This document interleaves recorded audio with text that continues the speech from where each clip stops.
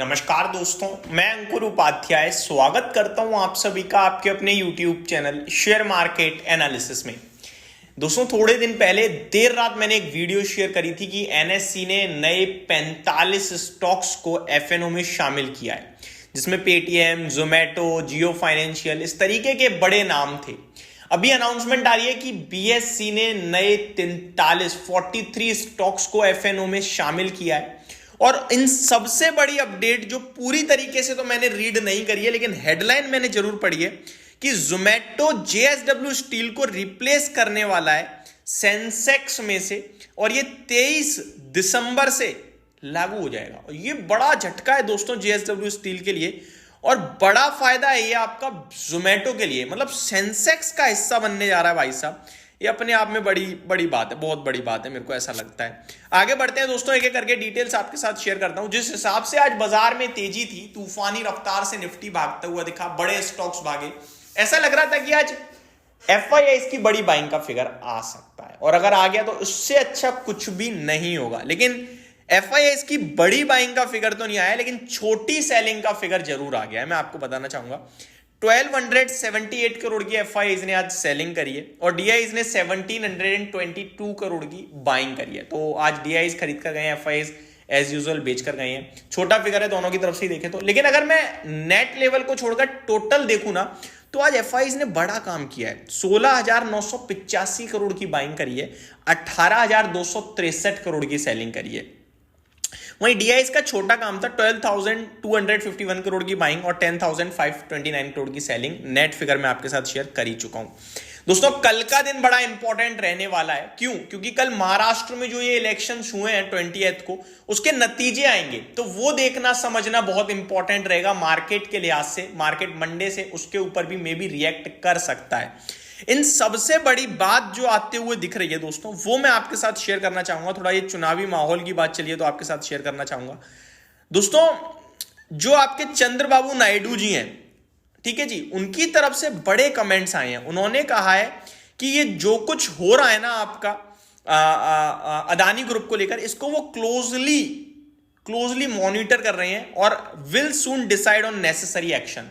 तो जल्दी ही कुछ जरूरी एक्शंस पे कदम ले सकते हैं, जरूरी एक्शन उठा सकते हैं चंद्रबाबू नायडू, जो कि आंध्र प्रदेश के CM है। और आपको पता है इस बार बीजेपी की गवर्नमेंट नहीं है, ये मिली हुई गवर्नमेंट है NDA की, और चंद्रबाबू नायडू उसमें एक बड़ा इंपॉर्टेंट रोल प्ले करते हैं। और अगर यहां पॉलिटिकल डिसरप्शन आए तो ये बड़ा नेगेटिव होगा। ये मैं बहुत दूर की बात कर रहा हूं, मुझे भी पता है, लेकिन शेयर कर देना ही ज्यादा अच्छा रहता है जो भी है। तो ये एक बड़ी अपडेट आते हुए दिख रही है। अब आते हैं थोड़ा BSE की तरफ वापस से, कि BSE ने कौन कौन से स्टॉक्स को शामिल किया है FNO लिस्ट में। तो कुछ तो वही नाम है जो आपके NSE ने करे हैं, और कुछ अदानी ग्रुप के फ्रेश नाम दिख रहे हैं मुझे। अदानी ग्रुप से 3 कंपनियां दोस्तों जो FNO का हिस्सा बनने जा रही हैं। मैं आपको बताना चाहूंगा यहां पे Adani energy solution, Adani green energy, Adani total gas, ये 3 कंपनियां FNO का हिस्सा बनेंगी। अदानी एंटरप्राइज ऑलरेडी है, अंबुजा सीमेंट ऑलरेडी है, अदानी पोर्ट्स ऑलरेडी है। तो अदानी ग्रुप से ACC भी है। अदानी ग्रुप से मे बी ये 6-7 कंपनियां भी FNO का पार्ट हो गई हैं। अब अदानी पावर रह गया है, विलमार रह गया है, आई थिंक यही रह गए हैं, और बाकी NDTV तो खैर क्या ही लेना उसको। तो ये कुछ स्टॉक रह गए हैं, बाकी ऑलमोस्ट सारे स्टॉक्स इनके FNO में हो चुके हैं, अब ये कह सकते हो आप।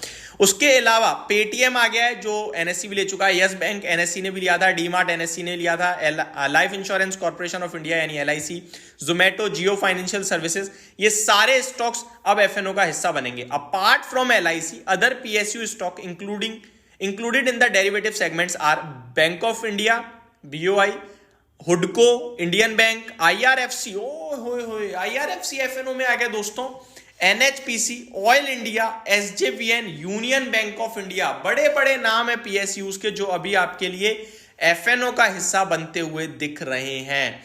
ये अपने आप में बड़ी अपडेट है। The details of the derivative contract for these securities will be available in the derivative contract master file which will be provided after market close on 12th December 2024. This move is expected to boost liquidity and provide additional trading opportunities in these stocks. BSE decision to expand its FNO offering align with its strategy to increase investors participation in enhanced market depth.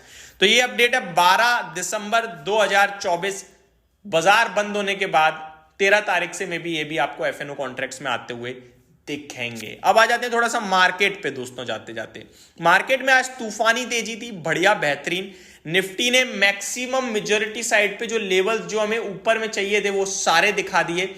अब 24,250 की journey रह गई है, वो कभी भी achieve हो सकती है अगर कल महाराष्ट्र इलेक्शन से कुछ नेगेटिव नहीं आता है तो। और इलेक्शंस में नेगेटिव आता है और 200 पॉइंट निफ्टी नीचे भी आता है ना, तो भी हम इंपॉर्टेंट लेवल्स के ऊपर ही हैं। अब यहां से गिरने के लिए 400 पॉइंट गिरना होगा, तब कुछ इंपॉर्टेंट लेवल्स के नीचे पहुंचेंगे और फिर सेलिंग आएगी तो फिर दिक्कत है। अब मेरे को लगता है कि हमें उछाल की जो सोच रहे थे वो आ गया है। अब साइडवे कंसोलिडेशन हो सकता है। रेंज बताना चाहूंगा 23,500 23,450 से 24,650-700 तक, ये 1000 पॉइंट की रेंज में मे बी निफ्टी ट्रेवल कर सकता है नेक्स्ट 15 डेज, ऐसा मुझे लग रहा है।